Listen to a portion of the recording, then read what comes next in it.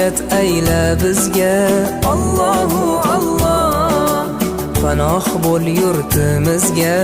Allohu Allah, iymon ber qalbimizga.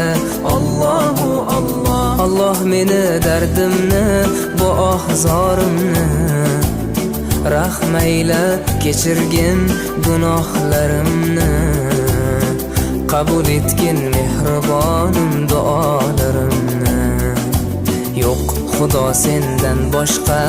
Allohu Allah, Muhammad Rasululloh, u Habibulloh.